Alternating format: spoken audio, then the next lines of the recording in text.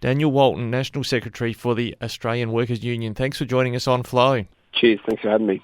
Just quickly, the Workers' Union, what's your membership across the nation? Where do you stand in the group of unions around the nation? So we look after over 70,000 workers, primarily in blue-collar industries, so from mining through to steel making to aluminium, glass to cement to local government and everything in between. We're a proud union that started in the back of agriculture and now are in energy-intensive trade-exposed industries as some of our primary membership. Now, on the energy front, some comments been attributed to you today in the Financial Review about the nuclear industry. Set the record straight. What's your view of your union on nuclear energy? Well, for some period of time, our union has long said we should give consideration to nuclear. In Australia, we have a blanket ban in place which says we cannot explore any nuclear energy development. Obviously, we saw a very big and dramatic change yesterday with our submarine contracts scrapped and a whole lot of uncertainty placed for the workers in those industries who are looking forward to building those subs. So we're trying to get some clarity around that, but at the same time, we're saying if we do choose to build a nuclear submarine fleet, then we should scale up, think big, and make sure that we've got the capacity not only to build the reactors for the subs, but for the new small modular reactors being developed around the world. Now, on this front of your union's position on nuclear energy, why has the Labor Party that unions have traditionally supported not been able to get over the line with supporting that policy? For instance, they appear to have told Scott Morrison they'll provide bipartisan support in this nuclear deal yesterday, so long as nuclear power is off the table. Well, it appears that not only the ALP but also the government are not supportive of our view.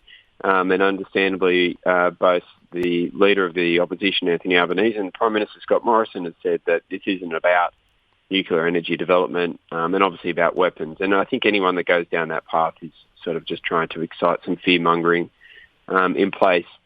I just think it would be short-sighted for us as a nation that if we go down this path and we're going to build the capacity to make those subs here, which I really, really think we should do, then we would fall dramatically short of every other nation who has a nuclear fleet of submarines who enjoy a nuclear energy capacity as well. And so to do that, you've just got to think a bit bigger. You've got to build a little bit bigger and scale up. And I think it would be wrong for us to miss that opportunity if we go down this path. Is it conceivable now with a partnership under AUKUS with the UK and the US of building the submarines and the components that would involve nuclear capability that we'd start developing the know-how by working with those countries? Yeah, absolutely. The worst outcome of this decision would be that our submarines are made overseas, that our components are made overseas, that our steel is supplied for these submarines from overseas. That would be a terrible, terrible outcome. And so I think the Prime Minister needs to step up over the next couple of days and make it clear for all of the workers in the industry and right around the country in the industries that flow off the back of the submarine build to say, give that reassurance that we will have the fleet being built here. And if that's the case, that is a good outcome. I know it's disappointing with the change and uncertainty that's created, but we cannot afford to lose the opportunity to build up the skills and provide those jobs for the future. And just lastly, on the nuclear submarines, my understanding is that what is effectively in them is similar to a small modular reactor. Is the Workers' Union talking about large-scale nuclear or more so the small-scale variant? No, I don't think there's a pathway for us in Australia to end at a large scale. I mean, if everyone looks over to the United States and the UK, people keep championing their environmental credentials and their focus in terms of reducing their carbon footprint.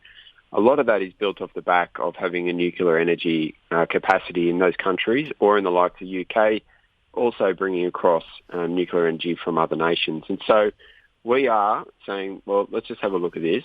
Where the reactors go into the subs, they're about 1/3 the size of a small modular reactor. So when you are building a reactor for a submarine, essentially you've got a foundry in place building the casings and shells for them. All we're saying is if you scale up and build a little bit bigger, you've got the capacity to do both the small reactors for the subs and small modular reactors for energy use. And so it's just about thinking into the future, being a little bit long-sighted and planning ahead. And as unfortunately we've seen time and time again, not miss opportunities to develop good opportunities and good jobs for Australians. Sorry, I just have to ask off the back of what you're just saying there, are the major parties in Australia out of step with the public view on nuclear power here?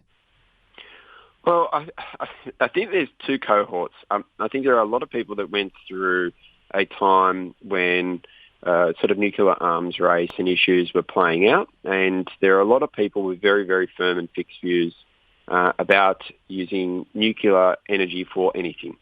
And I understand that, and I'm not trying to convince everyone. What I do know is there's a big cohort of people who are open to exploring energy solutions which give us firm power, which means we can operate 24 hours a day, that is affordable and reduces our carbon and footprint, that is with very little to no emissions. And nuclear solves that in a lot of cases, and the world is looking to move in this space and move in this direction. And I think, if we do make this change and we do get these subs in place, it would be short-sighted for us as a nation not to consider the energy usage as well. Well, Daniel Walton from the Australian Workers Union, thanks for your input on that today. Thanks for having me.